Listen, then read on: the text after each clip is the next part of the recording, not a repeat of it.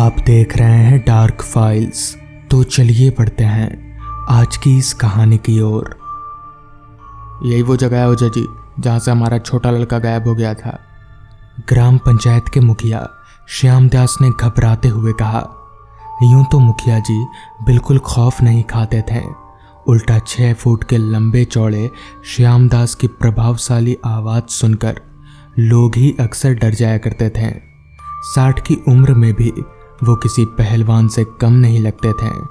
Sir पर सफ़ेद पगड़ी बांधकर हल्के बादामी रंग का कुर्ता और सफ़ेद पैजामा पहने हाथ में लाठी पकड़े जब वो 4-5 हट्टे कट्टे मुश्तंडों के साथ लेकर चलते थे तो पूरे गांव में किसी की हिम्मत ना होती कि उन्हें कुछ कह दे।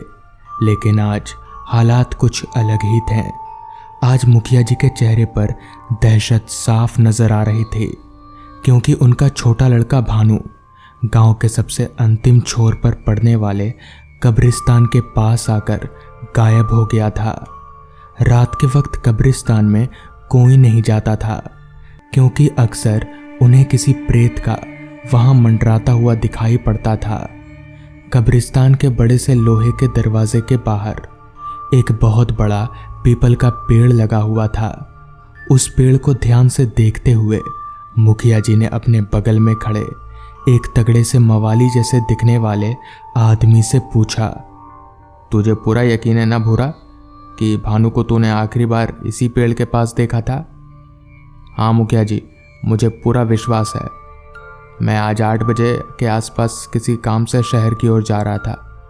कब्रिस्तान तो शहर जाने वाले रास्ते में ही हमेशा पड़ता है। मैंने अपनी बाइक को धीमा कर लिया था ताकि उबड़ खाबड़ रास्ते पर दिक्कत ना हो कि अचानक मेरी नज़र इस पीपल के पेड़ पर पड़ी जहाँ भानु सम्मोहित सा खड़ा था। एकदम परछाई सी फैली हुई थी, आंखें और शरीर में भी कोई हरकत नहीं थी। दूर से देखने पर किसी मूर्ति के जैसा लग रहा था। मैंने तुरंत बाइक मोड़ी और पीपल के पेड़ के पास पहुंचा, लेकिन तब तक वो गायब हो गया था, जैसे हवा में ही घुल गया हो। मुझे कब्रिस्तान में जाने में डर लग रहा था, लेकिन मैंने गेट के पास जाकर खड़ा होकर दूर से नज़र मारी तो वो कब्रिस्तान में भी नहीं था। फिर मैं बुरी तरह से घबरा गया और शहर जाने का इरादा छोड़कर वापस आपके पास आया। मुझे तो लगता है कि ज़रूर उसी भटकने वाली प्रेत ने ही भानु को कुछ। चुप! मुखिया जी चिल्लाकर बोले। उन्हें चिल्लाने की ज़रूरत कम ही पड़ती थी, लेकिन वो जब चिल्लाते थे तो ऐसा लगता था जैसे मानो बादल गरज रहे हों। भूरा एकदम से सहम कर चुप हो गया। फिर श्यामदास जी एकदम काला कुर्ता पहने, काला टीका लगाए हुए ओझा राघवन की ओर मुड़े, जिसे झाड़ फूक के मामले में अच्छा जानकार समझा जाता था। राघवन लगभग 20 साल का पतला दुबला सा लड़का था, लेकिन इन सब मामलों में उसकी अच्छी प्रसिद्धि बहुत थी। तभी हाथ जोड़ते हुए राघवन मुखिया जी से बोला, सुनने में तो यही लग रहा है कि ये किसी प्रेत आत्मा की ही करतूत है, क्योंकि गांव में तो किसी की इतनी हिम्मत नहीं कि मुखिया श्यामदास के बेटे को उठवा ले। जिस पर मुखिया जी ने राघवन से कहा, आप कुछ भी करके मेरा बेटा मुझे वापस दिला दीजिए बस। जिस पर राघवन ने सर उठाकर यहाँ वहाँ देखा और अपने हाथ फैलाकर बड़े ही नाटक के अंदाज में बोला, आपका लड़का एक शक्तिशाली रूह के कब्जे में है मुखिया जी। मुझे तंत्र मंत्र के लिए कुछ सामग्री चाहिए होगी। कल आप मुझे वो सामग्री लाकर दे दीजिए ताकि मैं उस शक्तिशाली प्रेत पर काबू कर सकूं, और उसके बाद ही आपका लड़का आपको वापस मिलेगा।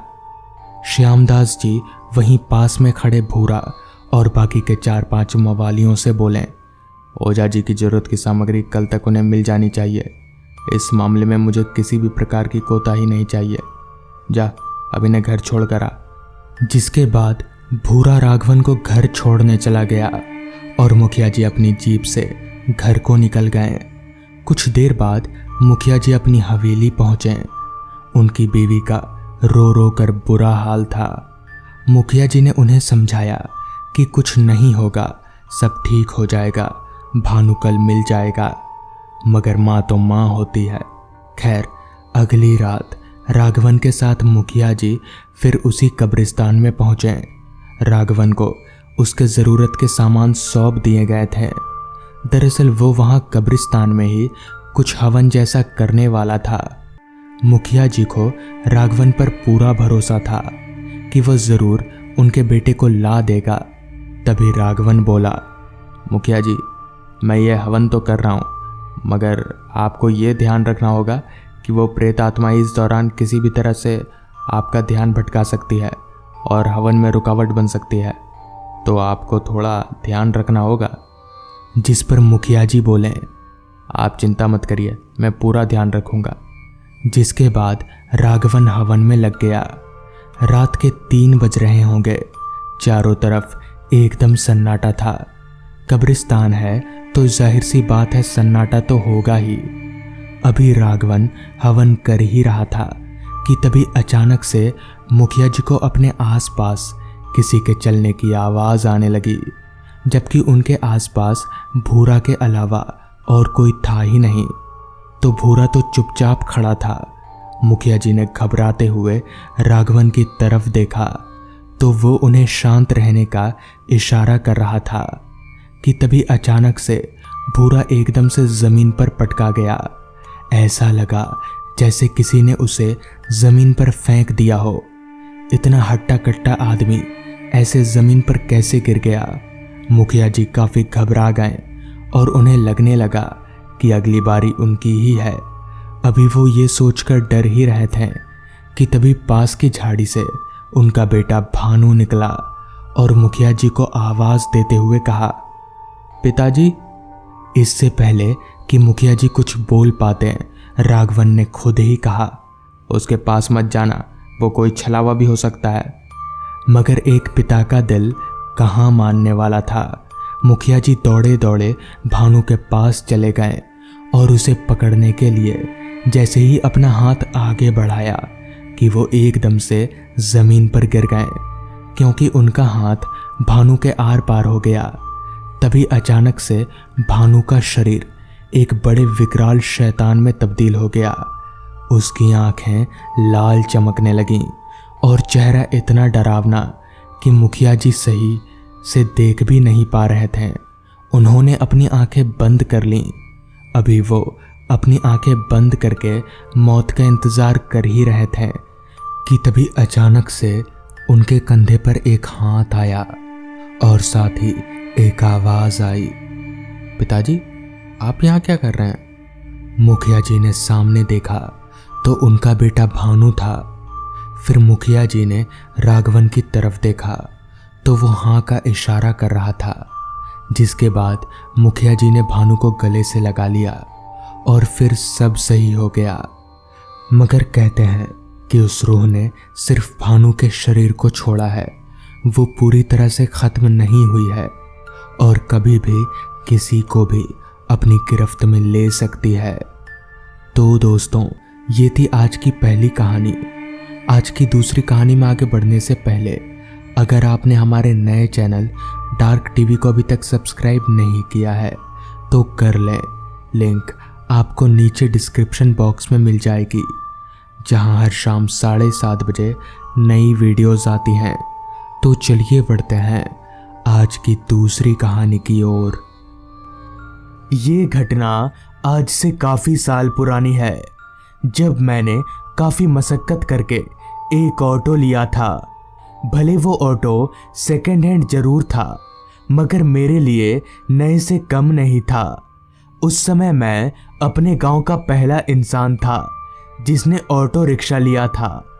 पहले पहले तो मेरे गांव के लोग ऑटो में चढ़ने से डरते थे, लेकिन धीरे धीरे उनका भी डर ख़त्म हो गया।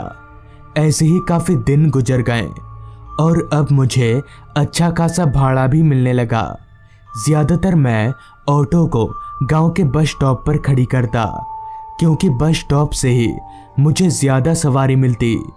ऑटो चलाकर अब मेरी अच्छी खासी कमाई भी होने लगी थी और मेरे घर की आर्थिक हालत भी काफ़ी सुधरने लगी थी। ठीक ऐसे ही एक दिन सुबह से छमछमाती बारिश के कारण रास्ते पर इंसान ना के बराबर दिख रहे थे, जिसका साफ साफ असर मेरे धंधे पर भी पड़ रहा था, क्योंकि आज मेरी कमाई बाकी दिनों से काफ़ी कम हुई थी। मगर मैं हार मानने वालों में से नहीं था। मैं बस स्टॉप के बाहर अपनी ऑटो लेकर किसी सवारी के इंतज़ार में डटा रहा।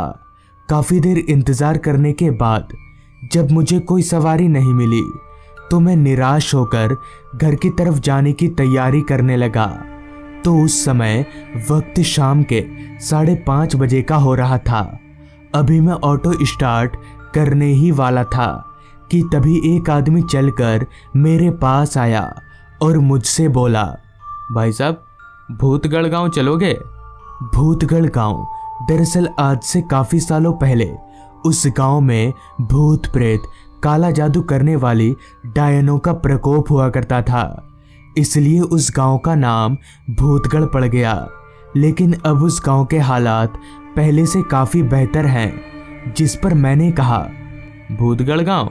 अभी चलूँगा, मगर 50 रुपये लगेंगे। इस पर उस आदमी ने कहा, भाई साहब, मेरे पास सिर्फ 40 रुपये ही हैं।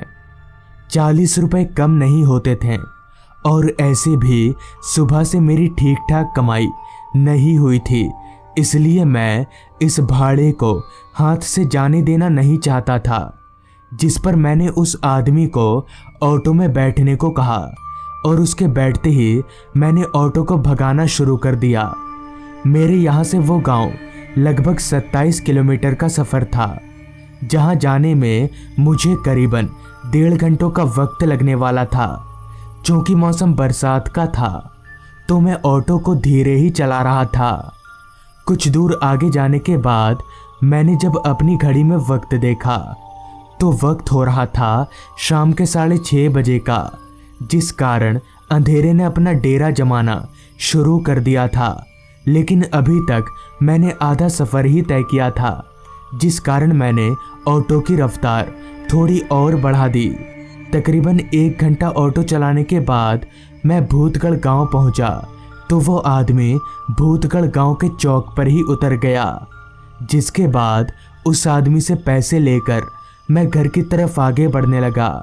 अब रात काफ़ी हो चुकी थी, जिस कारण पूरा रास्ता पूरी तरह से सुनसान हो गया था। दूर दूर तक मेरे अलावा उस रास्ते पर कोई नहीं दिख रहा था। अंधेरे ने तो इस कदर उस रास्ते को घेर रखा था कि मेरी हेडलाइट की रोशनी भी उस अंधेरे के आगे ना के बराबर मालूम पड़ रही थी, और थोड़ा बहुत जो दिख रहा था वो भी तेज बारिश के कारण धुंधला धुंधला नजर आ रहा था। बीच बीच में गरजते बादलों की आवाज़ से डर के कारण बार बार मेरी आंखें बंद हो जा रही थीं। तेज छमछमाती बारिश ऊपर से काली अंधेरी रात रह रहकर एक ऐसे डर का अनुभव करा रही थी जिसे बता पाना शायद मेरे बस के बाहर है। रास्ता काफ़ी खाली होने के कारण मैं ऑटो को काफ़ी तेज भगा रहा था। कुछ दूर ऑटो चलाने के बाद मैं भूतगढ़ गांव के रास्ते से अलग एक और भी ज़्यादा वीरान रास्ते पर आ गया, जिसके दोनों ओर बस जंगल ही जंगल था। अभी मैं उस रास्ते पर आगे बढ़ ही रहा था कि तभी मेरी नज़र रास्ते के किनारे एक पेड़ के नीचे बैठे एक बच्चे पर गई, जो पेड़ के नीचे बैठकर रो रहा था। इतनी रात गए इस सुनसान रास्ते पर उस बच्चे को देखकर मैं थोड़ा हैरान हुआ और मुझे लगा कि शायद वो बच्चा कोई मुसीबत में है और इंसानियत के नाते मुझे उसकी मदद करनी चाहिए। तो मैंने ऑटो को ठीक उसके पास रोका और उस बच्चे से कहा, क्या हो बेटा, तुम रो क्यों रहे हो? इस पर उस बच्चे ने कहा, मेरे पापा मेरा आगे इंतज़ार कर रहे हैं, लेकिन बारिश के कारण मैं उनके पास नहीं जा पा रहा हूँ। जिस पर मैंने कहा, इतनी सी बात, तुम ऑटो में बैठो, मैं तुम्हें आगे छोड़ देता हूँ। इस पर वो बच्चा ऑटो की पिछली सीट पर चढ़कर बैठ गया और मैंने भी ऑटो भगाना शुरू कर दिया। ऑटो भगाकर कुछ दूर आगे जाते ही मुझे रास्ते के किनारे पर एक आदमी खड़ा दिखा। उस आदमी को देखते ही मैं समझ गया कि यह आदमी इस बच्चे का पिता है। तो मैं खुद ब खुद ऑटो को उस आदमी के पास ले गया और ऑटो के पिछले सीट पर बैठे उस बच्चे से पूछा, बेटा यही है तुम्हारे पापा? जिस पर उस बच्चे ने अपना सिर हाँ में हिलाया। तो मैंने उस आदमी से कहा, क्या बात है भाई साहब, आप अपने बच्चे को इस तरह रात में अकेला क्यों छोड़ दिए थे? और आप लोगों को जाना है क्या कहीं पर? जिस पर उस आदमी ने कहा, मुझे सामने वाले गांव में जाना है। मुझे उस बच्चे पर काफी तरस आ रही थी कि ये बच्चा इस बारिश में अपने घर कैसे जाएगा। मैं तो उधर ही जा रहा हूँ, क्यों ना इन्हें भी लेता जाऊं। ये सोचकर मैंने उस आदमी को कहा, भाई साहब आप भी बैठ जाइए, मैं आप दोनों को छोड़ देता हूँ। मेरे इतना बोलते ही वो आदमी उस बच्चे के बगल में बैठ गया। मगर ऑटो चलाते वक्त मेरे जहन में एक सवाल ने दस्तक दी कि ये आदमी और ये बच्चा अलग अलग क्यों खड़े थे, और आखिर इतनी रात गए ये दोनों क्या कर रहे थे। अभी मैं ये सोच ही रहा था कि तभी रास्ते पर स्पीड ब्रेकर के कारण मेरी ऑटो उछली। तो ऑटो उछलते ही पीछे से एक भयानक आवाज़ आई, संभल कर ऑटो चलाओ। ये भारी आवाज़ को सुनकर मैंने जब RVM यानी कि रियर व्यू मिरर से पीछे देखा तो मेरे होश उड़ गए और मेरा पूरा शरीर सुन्न पड़ने लगा, क्योंकि मेरे पीछे अब ना तो वो बच्चा था और ना ही वो आदमी, बल्कि उनकी जगह पर 2 राक्षस बैठे हुए थे जिनकी शक्ल पूरी तरह से कुचली हुई और उनके मुंह से खून टपक रहा था। ये दृश्य देखकर मेरे शरीर का सारा खून एकदम से सूखने लगा, जिसके बाद मैंने झट से ऑटो को रास्ते के किनारे रोका और जैसे ही ऑटो से भागने के लिए बाहर निकला तो उनमें से एक शैतान ने अपना लंबा हाथ निकालकर मेरा गला पकड़ लिया और मेरे गले को जोर से दबाने लगा। मगर फिर भी मैं किसी तरह उसके हाथ से अपना गला छुड़ाया और दौड़कर भागने लगा, लेकिन मेरी यह कोशिश भी नाकाम हो गई।